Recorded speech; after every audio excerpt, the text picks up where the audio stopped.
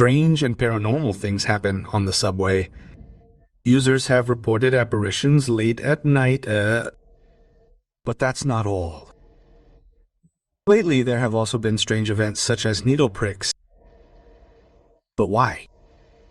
Well, in this episode, we have a story that could give us a small answer. And tonight on Siniestra Station, you will hear terrifying testimonies of encounters with ghosts, stations that do not exist, and also encounters with people in the heart. But what do you think if we go with the first story that talks about these paranormal beings?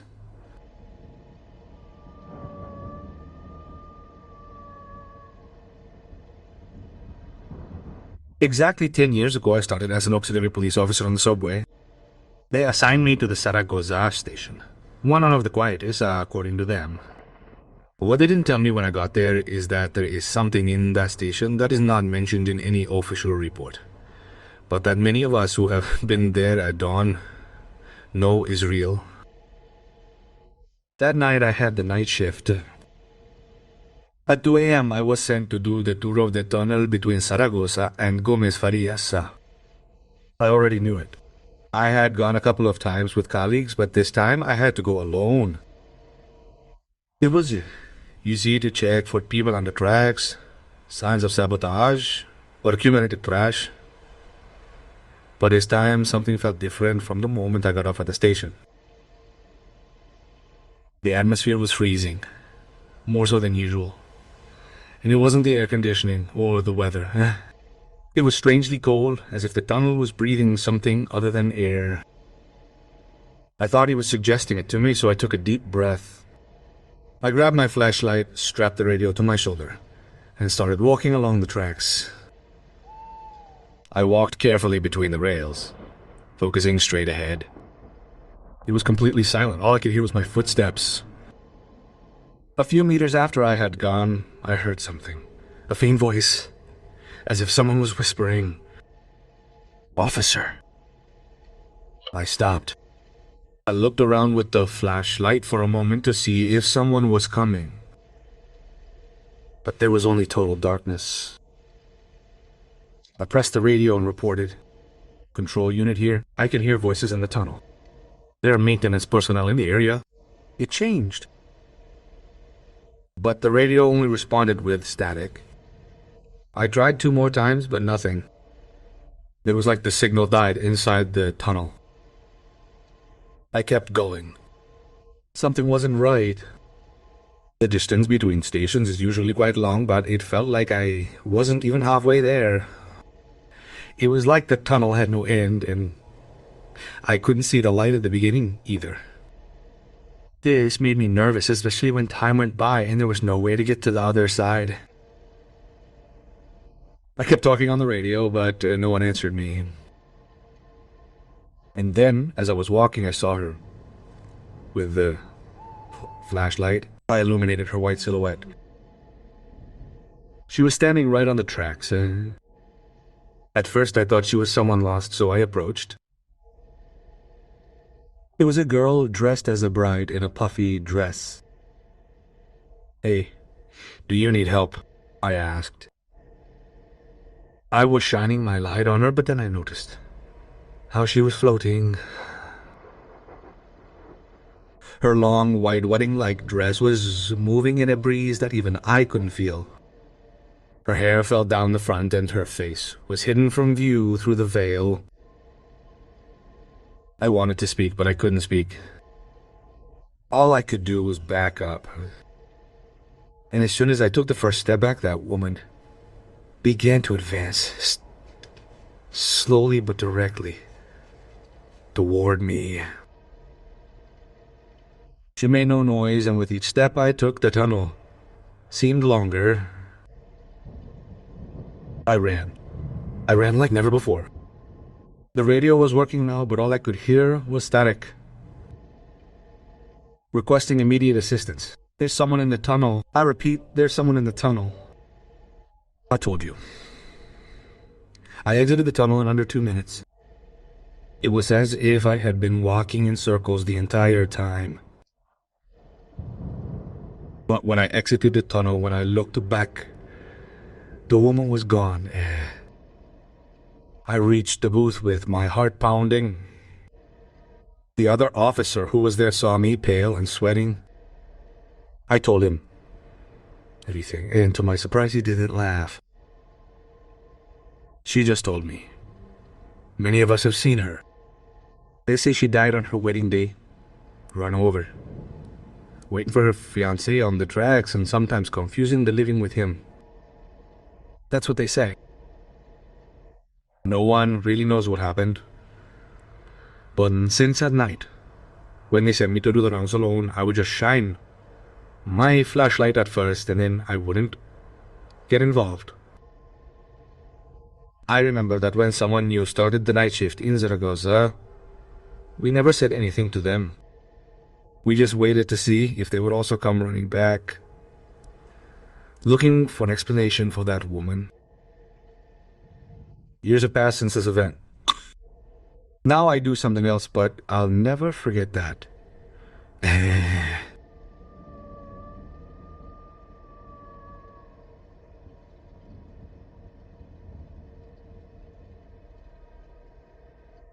My story may not be about paranormal terror, but what I'm going to tell you is extremely macabre.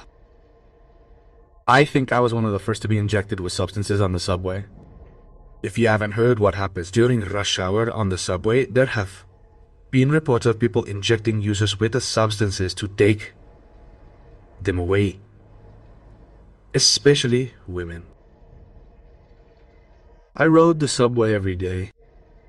I already knew the lines, the times, even the stations where I could get on without so many people. But one morning, I had to experience something that I still can't get over. And that almost cost me my life. It was Friday. I got off late that morning from the night shift. I had to take line 3. It was more crowded than usual and, as always, everyone was cramped due to the heat, the pushing, and the shouting. As best I could, I got on at the Martin Carreteras station heading to Santa Anita. I was already at the station chilling when I felt a sting on my arm. It was quick, like a bee's sting. I looked around, but nothing seemed suspicious, just ordinary folks. Some on their cell phones, others with headphones. I thought maybe I had brushed against something, but then my arm started to burn. I got off at Jamaica still fine. I walked home because it was only a few blocks. But as I was walking, I started to feel dizzy. I walked anyway. When I was a few houses away from mine, I started to feel weak. At that moment, all of a sudden, a man approached me and said, "Are you feeling sick? Come on, get in my car and I'll take you home." I couldn't answer him and say no because my speech began to slur. At that moment, when the man was pulling me, my mom and dad came out of the house and yelled at me. The man let go of me, got in his car and drove off. I sat on the sidewalk, not knowing what was happening to me. My parents picked me up and took me into the house. I felt really dizzy. Like I was gonna faint. Like I was on drugs. But I hadn't taken anything. I fell asleep around 12 at noon, but I had horrible dreams, voices, screams, a dark place. And in my dreams, someone was telling me my name. The next morning, yes, I slept many more hours than I normally do. I woke up with a purple mark on my arm, right where I had felt the bite. It was like a small circle, with a strange shape inside, as if I had been injected with something. I got scared and went to the doctor. But they told me it didn't seem serious, that maybe it was an allergic reaction. But I knew that wasn't normal. That night I didn't feel bad anymore. My stomach just hurt a little. That time I missed work. I was in bed watching TV when I got a text message from a number. It was an unknown number. He just kept telling me, "I almost got you." And then another one, "We're watching you." I don't know why I didn't go to the police. Maybe because I was afraid they wouldn't believe me, but I decided not to go out. Days went by, and on the third day I went out to get food.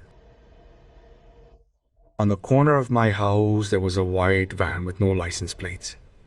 A man in a sweatshirt and cap was watching me from inside. When I got a good look at him, I felt like I'd seen him before.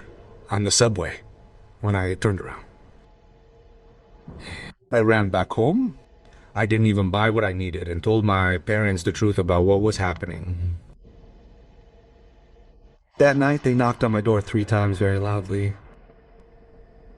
We didn't open it. We called a patrol car. I didn't go out for 2 weeks. I lost my job, but my parents didn't care because I was fine.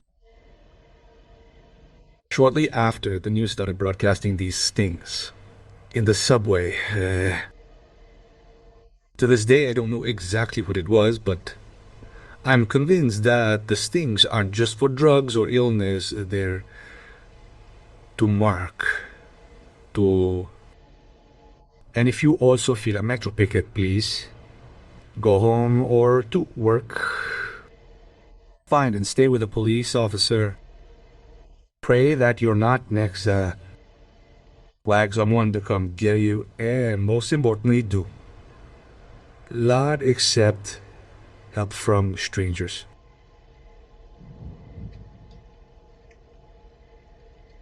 Wow, that's a tough case, audience. For those who ride the subway, take good care of yourselves. And if you feel any pain, I saw that you didn't hesitate to pull the emergency lever. But let's hope it doesn't happen. Now, how about we move on to the next story? Are you ready? Come with me. Let's continue.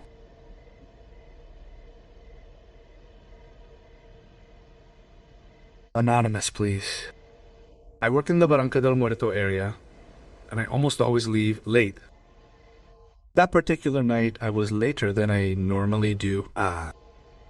It was almost 11:30 when I finally got on the platform. I was in San Joaquin waiting for the doors to close. There were only 3 people on the platform that night. An elderly gentleman, a young woman with her son, and me. My legs hurt from sitting down all day, so I preferred to stand and look out the door of the train car. Everything seemed normal. The train started and began to move forward. We went through the tunnel towards Polanco, which was the next station, or at least that's what I thought.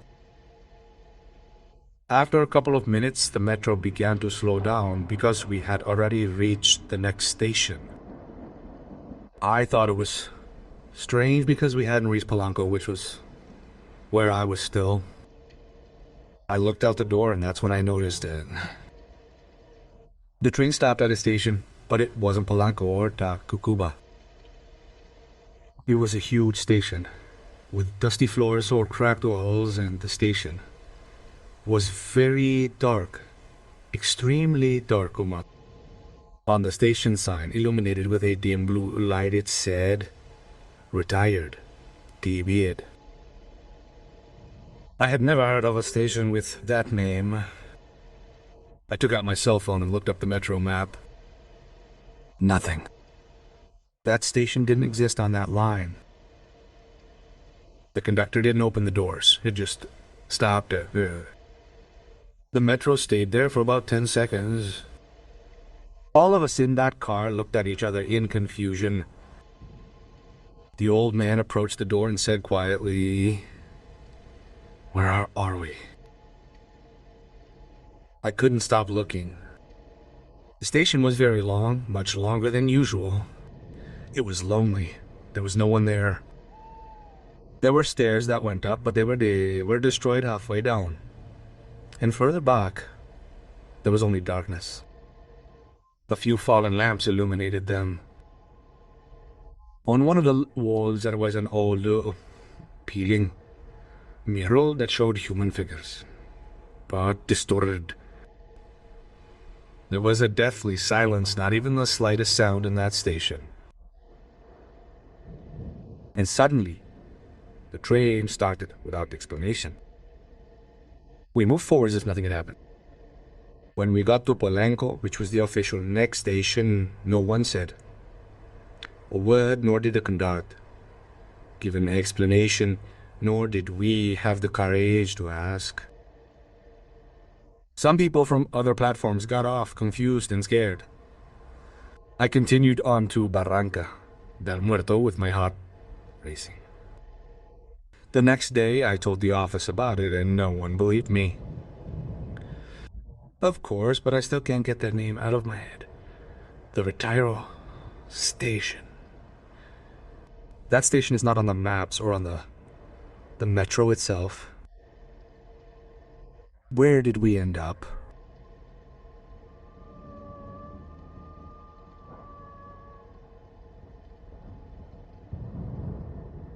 Hello, good morning. Good evening, Santiago.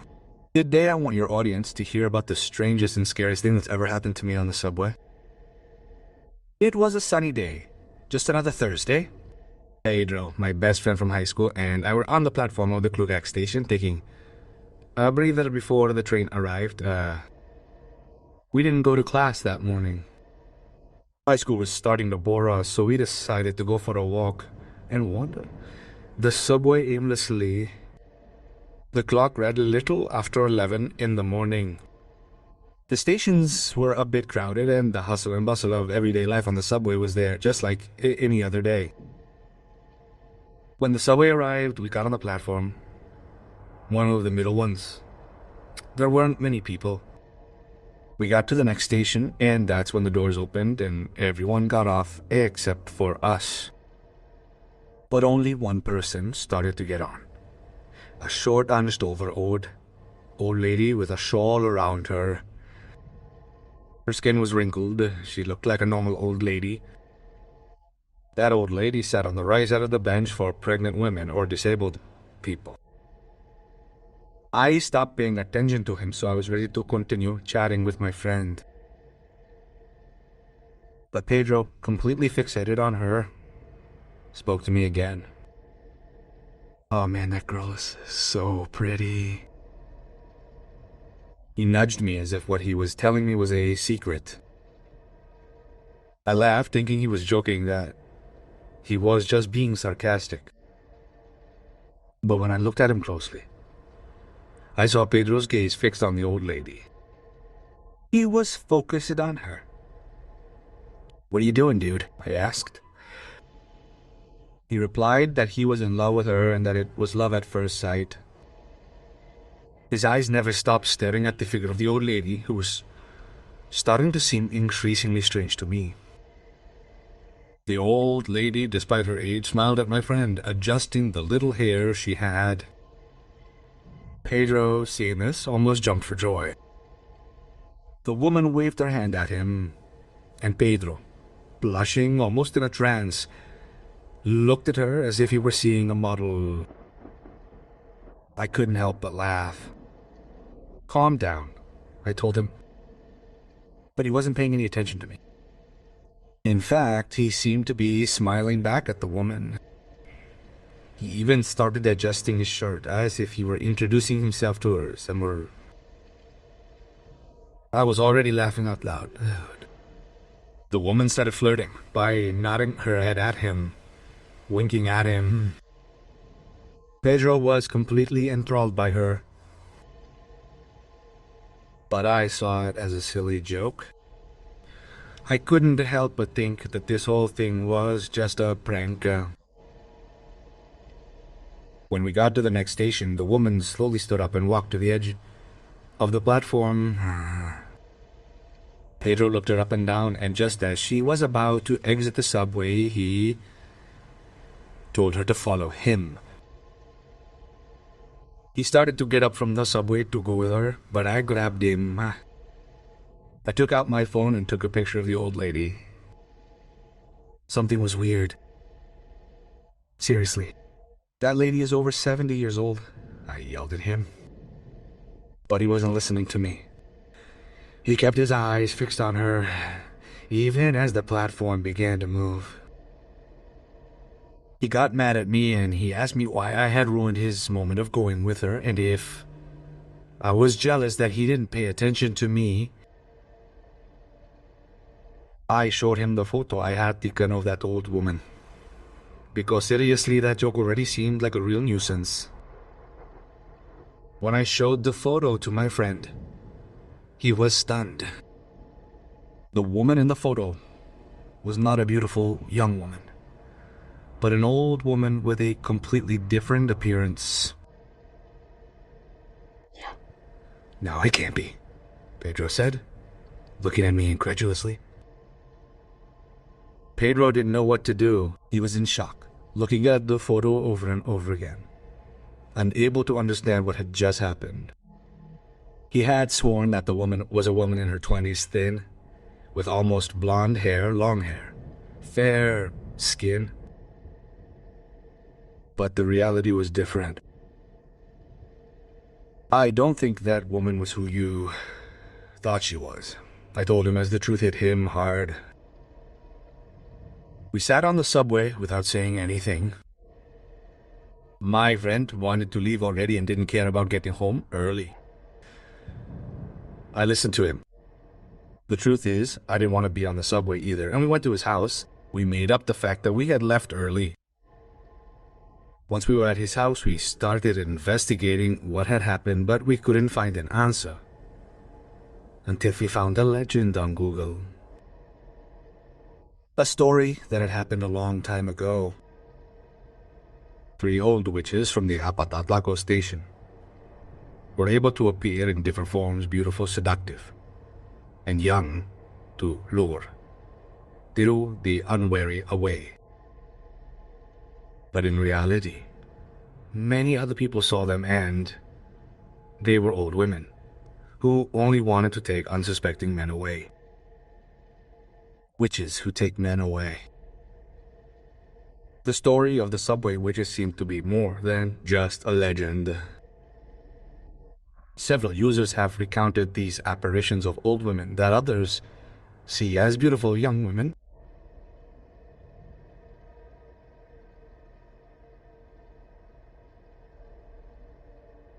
Audience, what do you think? Could they be witches, or just some kind of visual trick? Now, how about we move on to the last story? A pretty strange story.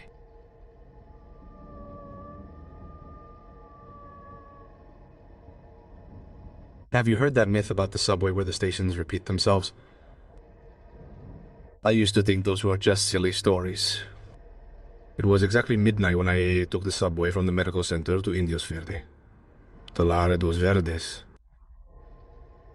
I was tired after getting off work. At that time, there were almost no people left. And there were only 5 people in the car. A man who looked like a soldier, a young man with a backpack, and an older couple, and me. The silence was normal. It was already midnight. Maybe the last car. There were no street vendors, no music, no laughter, just the constant hum of the car moving forward. Everything seemed normal. Until we got to Deportivo 18 de Marzo. I looked out the window, the station was almost empty, and that's when the man who looked like a soldier got off.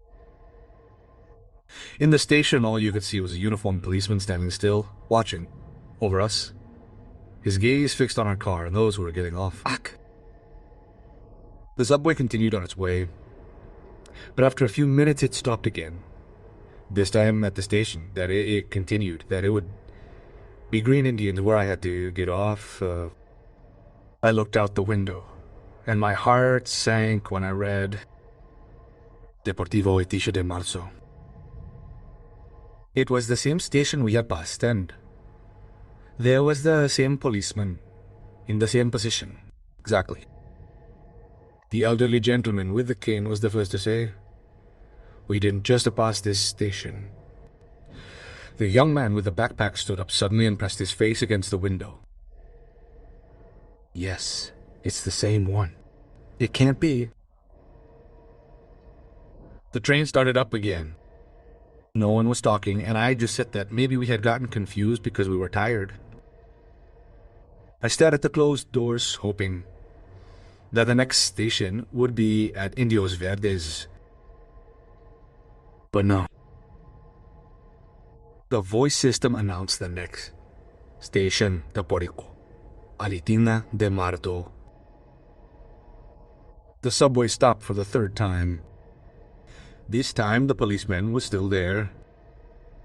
He looked at me, and I noticed that he had a strange expression. Once again he looked at me and I at him, and we had realized it.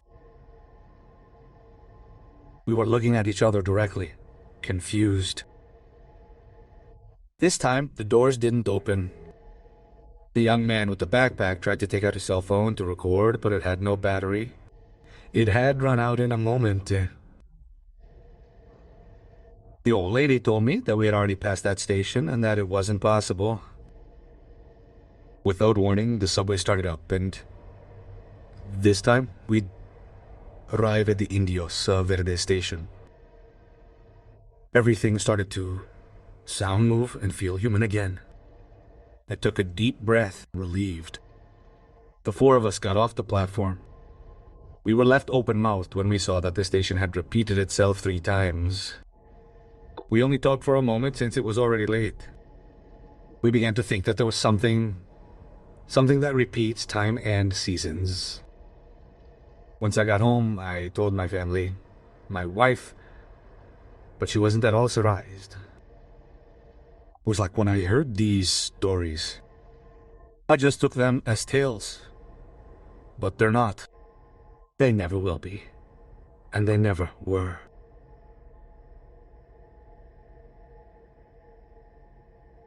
Audience, if you enjoyed these stories, leave a like, share with someone who dares to listen, and tell me what time you dare to listen to me. Now, with nothing else to say, I say goodbye, and I'll see you soon in a new episode. Ciao.